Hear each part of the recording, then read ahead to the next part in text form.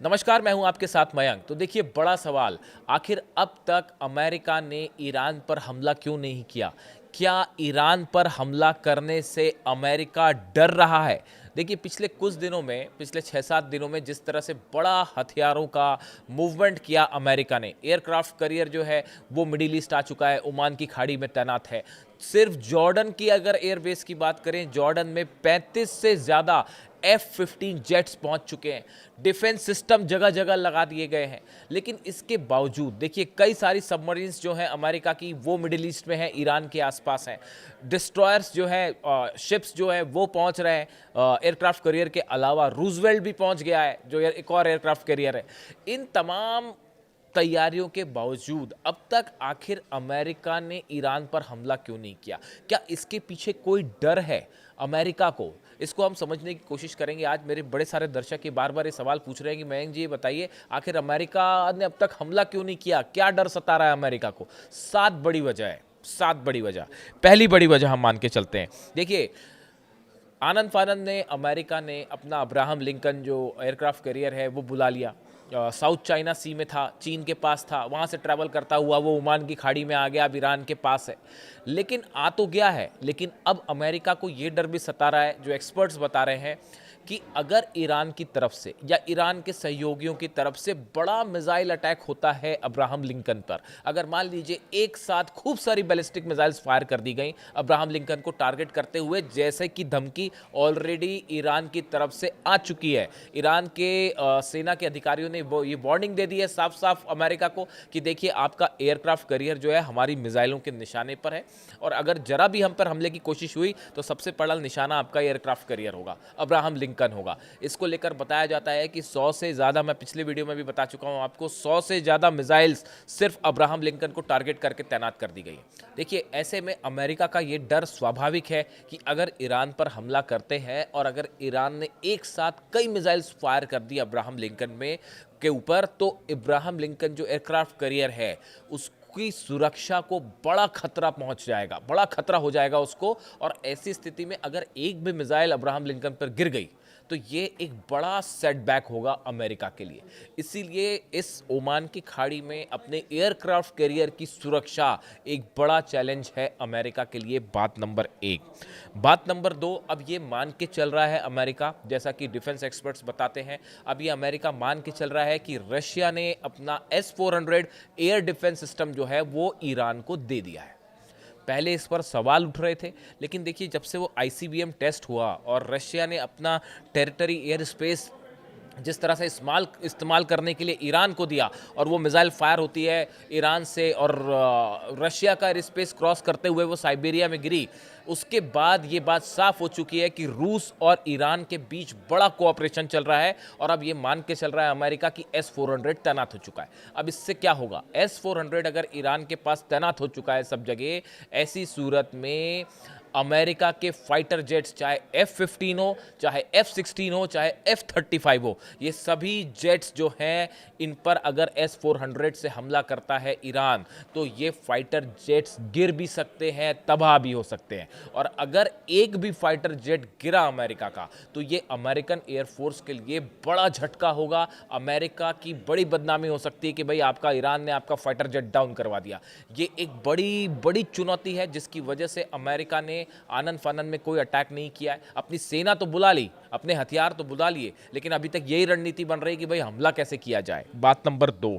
बात नंबर 3, देखिए, सऊदी की तरफ से और कतर की तरफ से, दोनों देशों की तरफ से ये बात कह दी गई है अमेरिका को कि आप हमारे बेसिस का इस्तेमाल मत कीजिए। लेकिन देखिए, हकीकत ये है कि अमेरिका के जो फाइटर जेट्स हैं वो इन देशों में पहुंच रहे हैं, लेकिन हो सकता है यहाँ से हमला ना करें, वो यहाँ पे आने के बाद दूसरी जगह मूव हो जा रहे हैं। जैसे कि हमने देखा, टाइफून, ब्रिटेन ने जो अपने जेट्स भेजे, वो जेट्स अल उदैद एयरबेस पर आए, लेकिन उसके बाद वो वहाँ से, जैसा बताया जाता है, कि जॉर्डन के लिए मूव कर गए। यानी ये दोनों देश जो हैं, कई अरब देश ऐसे हैं जो ये नहीं चाहते कि भाई ईरान की मिसाइल हम पर गिर जाए, ये एक बड़ी वजह है। तो ऐसी सूरत में वो ये दिखाना चाहते हैं कि भाई हम अमेरिका की हमने जो है वो हमले में मदद नहीं की और हमने अपना एयर स्पेस या अपने बेस का इस्तेमाल नहीं करने दिया। ऐसी सूरत में बिना सऊदी के, बिना कतर के, कुछ ऐसे जो देश है इनकी मदद के लंबा लड़ाई करना अमेरिका के लिए बहुत बड़ी चुनौती है। देखिए पिछली बार इजराइल पर जो हमले हुए, ईरान की मिसाइल्स जो गिर रही थी, उसकी मिसाइल्स को रोकने में बड़ी मात्रा में जो काउंटर मिसाइल्स फायर की गई, डिफेंस सिस्टम से मिसाइल्स फायर की गई, वो जिसमें जॉर्डन का रोल रहा, उसमें सऊदी का रोल रहा, उसमें कतर का रोल रहा। इन देशों से डिफेंस सिस्टम लगा के जो मिसाइल्स ईरान फायर करता है उसको रोकने का काम करने में ये सऊदी देश जो है, ये अरबियन देश जो हैं, ये बड़े मददगार साबित होते हैं। अगर इनका इस्तेमाल ना हो तो अमेरिका के लिए वॉर को लंबा चलाना मुश्किल होगा। ये तीसरी बड़ी वजह है जो एक्सपर्ट्स मान रहे हैं जिसकी वजह से अभी तक अमेरिका ने हमला नहीं किया ईरान पे। हम चौथी बड़ी वजह मानते हैं, ये जो बताता हूँ मैं आपको, ये आप सब जान ही रहे हैं कि इजराइल का डिफेंस सिस्टम जो है, उसके जो डिफेंस सिस्टम है वो पिछले 12 दिन की जंग के बाद अपने सबसे वीक स्तर पे, सबसे कमज़ोर स्तर पर है। चाहे आप आयरन डोम की बात कर लीजिए, चाहे आप एरो की बात कर लीजिए, चाहे थार्ड की बात कर लीजिए। देखिए थार्ड की तो नई मिसाइल्स अभी आप पहुंचनी शुरू हो गई हैं, अभी भी आ ही रही हैं, तैनात ही हो रही हैं। लेकिन इजराइल का डिफेंस सिस्टम पिछले कुछ सालों के मुकाबले सबसे ज़्यादा कमज़ोर स्तर पर है। इसीलिए हमले को लेकर इजराइल में भी जो इजराइल की सेना है, इजराइल की एयरफोर्स है, वो उतना ज़्यादा उत्सुक नहीं है और थोड़ा सा डिफेंसिव होकर चल रही है कि भाई कहीं हम पे अगर बड़ा मिसाइल, और जो होना तय है वो होना तय है। अगर आपने ईरान पर एक भी हमला किया उसका नतीजा होगा एक साथ जो है, हो सकता है इस बार तो 600-700 मिसाइल्स एक साथ फायर हो जाए इजराइल पर। क्या इजराइल का डिफेंस सिस्टम इसको रोक पाएगा? ये अपने आप में एक बड़ा सवाल है। ये चौथी वजह जिसके कारण अभी तक अमेरिका ने हमला नहीं किया।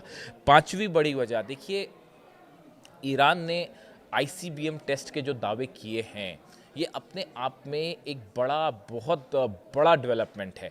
अगर ईरान के पास ऐसी मिसाइल है जैसा कि दावे हो रहे हैं और जो टेस्ट किया उसने, और करीब 7000 किलोमीटर उस आईसीबीएम ने ईरान की जो है वो ट्रैवल करते हुए सटीक निशाने पे गिरी, वो साइबेरिया में, मतलब वो एयर स्पेस रूस का क्रॉस करते हुए निशाने पे गिरी है। ऐसी सूरत में अगर ईरान के पास 7000 किलोमीटर की रेंज की मिसाइल्स है तो आप ये बात समझिए, ये यूरोप के लिए और कई देशों के लिए बड़ी चुनौती। और कहा तो ये भी जा रहा है कि 10,000 किलोमीटर से ज़्यादा है, यानी अमेरिका भी रेंज में है।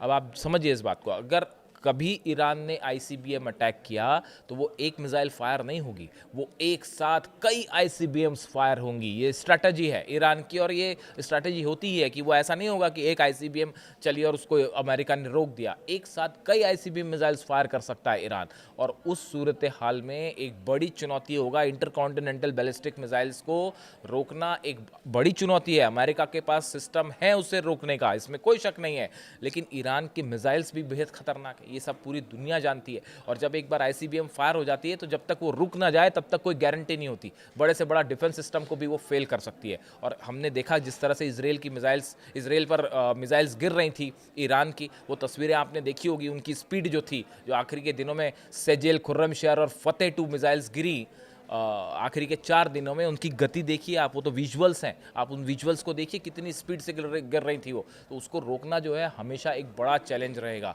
यही वजह है कि अभी तक अमेरिका ने ईरान पर फौरी तौर पर हमला नहीं किया। इसके अलावा एक बड़ा चैलेंज ये भी होगा कि अगर ईरान पर हमला होता है तो उसके जितने सहयोगी हैं वो खुला ऐलान जंग कर देंगे अमेरिका और इजराइल के खिलाफ। और सबसे बड़ी चुनौती होगी हुतीस से। लाल सागर में, रेड सी में हुतीस के मिसाइल्स, हुतीस के जो शिप अटैक्स होंगे वो इंटरनेशनल ट्रेड के लिए, अमेरिका के लिए, यूरोप के लिए, इजराइल के लिए एक बड़ी चुनौती होंगे। देखिए हुतीस को एकदम से टारगेट करके ख़त्म करना आसान नहीं है, क्योंकि वो कई एरियाज़ में फैले हुए हैं, इसलिए उनके खिलाफ एयर स्ट्राइक कभी सफल नहीं हो पाती। एक बार में उन्हें ख़त्म नहीं किया जा सकता। और उनके पास जो है बैलिस्टिक मिसाइल्स हैं, हाइपरसोनिक मिसाइल्स हैं, वो हमने देखा जब वो इजराइल पर गिर जाती है 2000 किलोमीटर का डिस्टेंस ट्रैवल करते हुए यमन से आके, तो रेड सी में तो और भी घातक होगा। यानी ट्रेड के लिहाज से एक बड़ी चुनौती हुतीस भी पैदा करेंगे और हिजबुल्ला भी पैदा करेगा लेबनान से। तो ये तमाम इसके काउंटर अटैक्स को भी अच्छे से काउंट किया जा रहा है कि भाई इसका नतीजा क्या होगा। और देखिए 7वीं बड़ी वजह और सबसे बड़ी वजह, बताया ये जा रहा है कि अमेरिका और इजराइल के कुछ एक्सपर्ट्स ने ट्रंप एडमिनिस्ट्रेशन को ये सलाह दी है कि देखिए अगर आप हमला करते भी हैं तो भी अली खामनेई साहब को सत्ता से हटाना नामुमकिन है। उनको सत्ता से हटाने की जो कोशिश थी, जो ये प्रदर्शन हो रहे थे, जैसा कि ईरान ने आरोप लगाया कि इजराइल की तरफ से फंडिंग हो रही है, अमेरिका की तरफ से फंडिंग हो रही है, विदेशी ताकतें इसको फंड कर रही हैं, इन सब कोशिशों के बावजूद अली खामनेई साहब को सत्ता से हटाने का जो षड्यंत्र था, जो प्लान था, वो पूरी तरह से फेल हो गया है। और अगर आप हमला करते हैं, कई सारे एक्सपर्ट्स का ये मानना है, तो उसके बाद भी आप वहाँ पे सत्ता रिजीम चेंज नहीं कर पाएंगे और ऐसे में अमेरिका के हमले का मेन मकसद जो है वही फेल हो जाएगा। ये बड़ी 7 वजह हैं जिसको लेकर अब तक आप देखिए इतनी बड़ी संख्या में इराक वॉर के बाद और अफगानिस्तान वॉर के बाद इतनी बड़ी संख्या में सेना का मूवमेंट हुआ है। 50,000 से ज़्यादा नए सोल्जर्स भेजे गए हैं, एयरक्राफ्ट कैरियर आ गए हैं, डिस्ट्रॉयर्स पहुंच चुके हैं, सबमरीन्स पहुंच चुके हैं, फाइटर जेट्स पहुंच चुके हैं। लेकिन उसके बाद भी अभी तक अमेरिका ने हमला क्यों नहीं किया? कोई दूसरा देश होता तो अब तक कर चुका होता। लेकिन ईरान है सामने, वेनेजुएला समझने की कोशिश करना भारी पड़ सकता है अमेरिका को। इसी वजह से ये बड़े 7-8 रीजंस हैं जिसकी वजह से अमेरिका फूक फूक कर कदम रख रहा है। और हो ये रहा है कि एयरक्राफ्ट कैरियर तो बुला लिया, लेकिन अब ये नहीं समझ में आ रहा कि भाई किया क्या जाए, हमला कैसे किया जाए, कहीं मामला उल्टा ना पड़ जाए। और अगर हमला करते हैं उसके बाद जितने अरब देश हैं सब पर अगर मिसाइल्स बरस गई। और आप एक बात और देखिए, जो अमेरिका के एयर बेसिस हैं, इजराइल और ईरान का डिस्टेंस तो फिर भी काफ़ी ज़्यादा है, उसमें तो मिसाइल्स ट्रैवल 1800 से 2000 किलोमीटर मिसाइल ट्रैवल करके आ रही हैं। लेकिन जो एयर बेसिस हैं अमेरिका के, चाहे जॉर्डन में हो, चाहे कतर में हो, सऊदी में हो, कुवैत में हो, सीरिया में हो, इन बेसिस को निशाना बनाना ईरान के लिए ज़्यादा आसान है। डिस्टेंस भी कम है और एक्यूरेट मिसाइल्स भी हैं, क्रूज़ मिसाइल्स भी हैं, बैलिस्टिक मिसाइल्स भी हैं। तो इस सब के सब बेसिस उसमें रहेंगे, टारगेट पे रहेंगे। और एक साथ अगर सब पे हमला हो गया तो डिफेंस सिस्टम को रोकना बहुत मुश्किल हो जाएगा। अमेरिका के डिफेंस सिस्टम को के लिए इस ईरान की मिसाइल्स को रोकना मुश्किल होगा। ये बड़ी 7-8 वजह हैं जिसके कारण अब तक अमेरिका ने ईरान पर हमला नहीं किया है और ईरान भारी पड़ता दिखाई दे रहा है। आपकी क्या राय है? कमेंट करके बताइए। इससे जुड़ा जो भी अपडेट होगा मैं आज तक पहुँचाऊँगा, आप तक पहुँचाऊँगा। Thank you so much.